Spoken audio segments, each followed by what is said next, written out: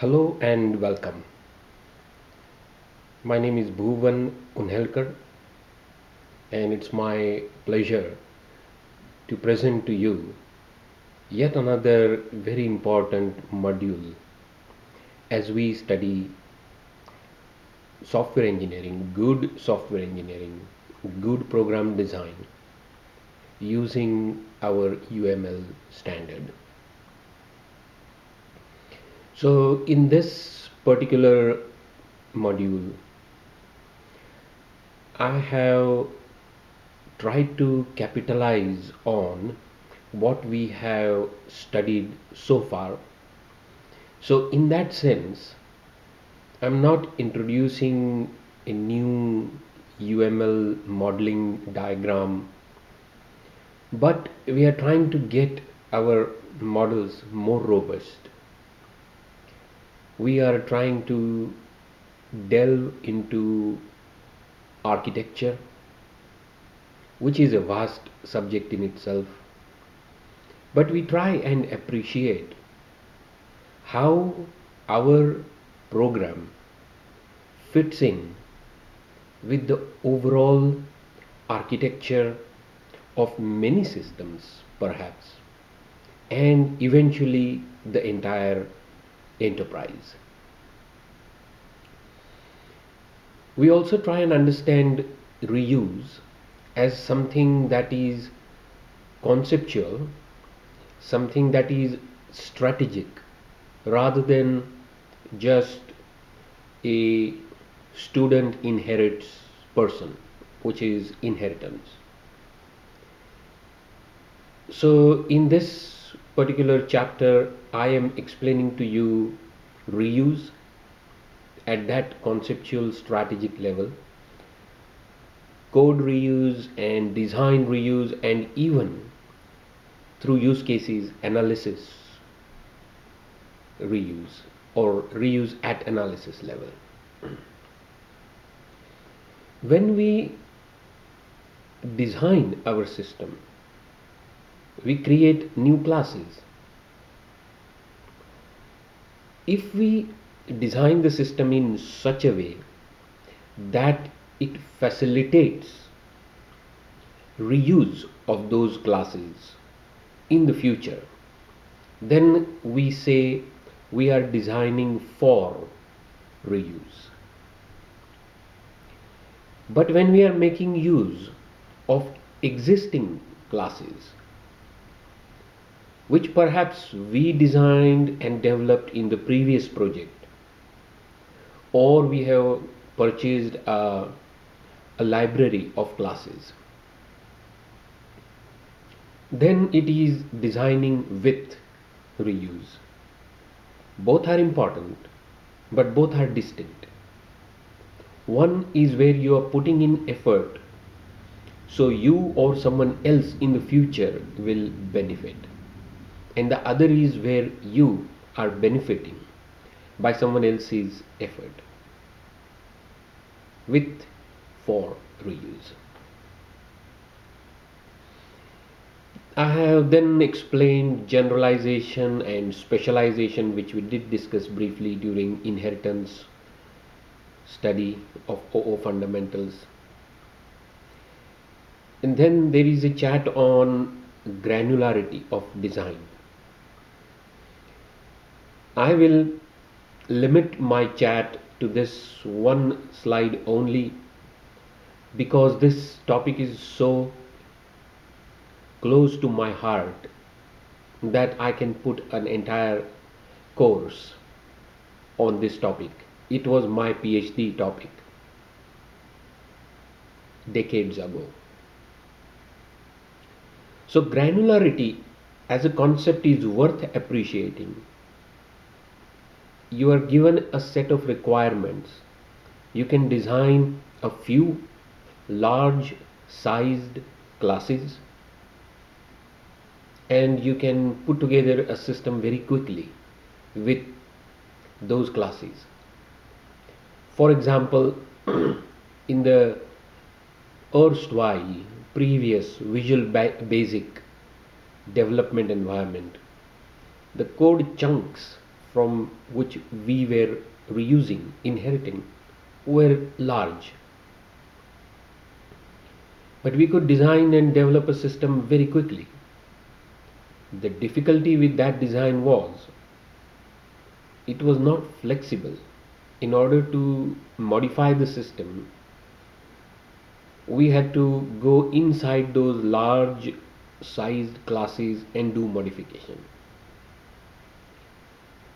So while we gained in time, we lost in flexibility with coarse granular, large sized classes. So when we design fine granular classes, smaller sized classes, they lend themselves to much more reuse. But designing those fine granular classes is requiring more effort from our side. So it's a balancing act. And I want you to appreciate that with a given set of requirements, we can design coarse granular or fine granular system depending on what we want to do with it. If it is a long-term, highly maintained, modified, extended, customized system, then fine granular is a better option. I'm then taking you into the concept of design patterns. We are discussing good program design. We have to discuss this very popular concept of design patterns. Erich Gama and his co-authors published design patterns again more than a decade ago, but became very, very popular. These are 23 reusable patterns, and those patterns have been created by these gurus who have come across recurring occurrences of similar situations in software design. So you will find repeatable situations being abstracted, being put together as a template, as a shell. And I have shown a couple of patterns for you to have a look at, including singleton, which is very simple but very powerful in explaining the concept. I have then taken you into another concept of design, good design, which sort of makes use of our granularity concept, the fact that there are design patterns, and that is robustness. First time I discovered the concept of robustness, it was by Ivar Jakobsen, and Jakobsen was one of the three amigos together with Booch and Rambag who put this whole UML together. And his argument was that the interface classes should not talk directly to the entity classes, and the entity classes should not talk directly to the table or database classes. As you know, we have these stock standard 3 layers in any software: the interface or the presentation, which is mostly the screens or the forms; the entity layer, the logical layer, the one where all the computation, the logic occurs; and the database or tables or data storage layer. And in these 3 layers we have this whole history of software engineering. Sometimes we bring them together, sometimes we separate them, sometimes we keep the data in a central place but the interfaces are out there. Sometimes we distribute the logic, at other times we centralize the logic. Nowadays we distribute the data, we put it on a cloud. All new and old concepts of software engineering revolve around these 3 layers.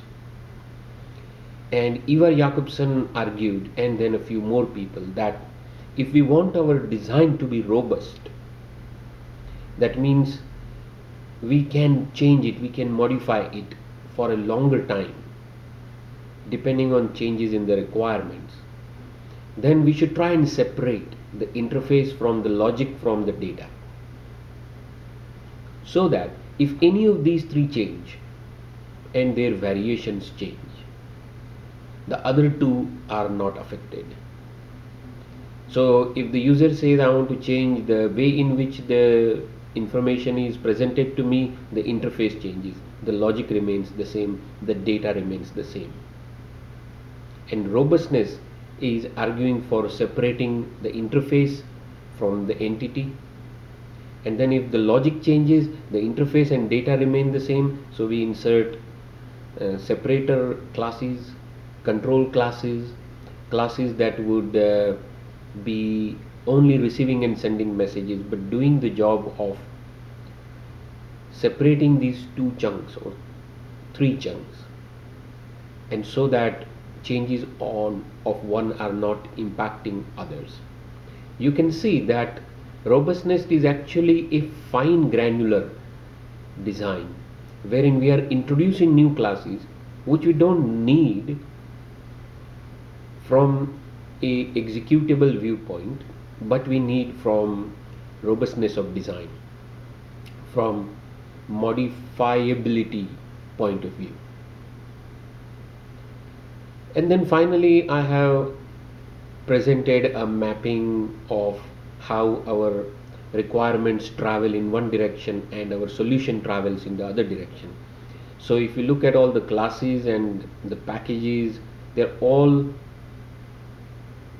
focused on solution, model of solution space, but all the use cases and all the functional requirements are in the problem space. So have a look at that architectural consideration as well. There is a lot more to object orientation.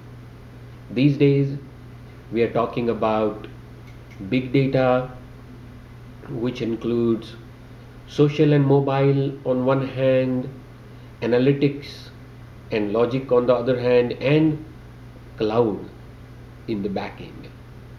So understanding these concepts, putting them in practice through your small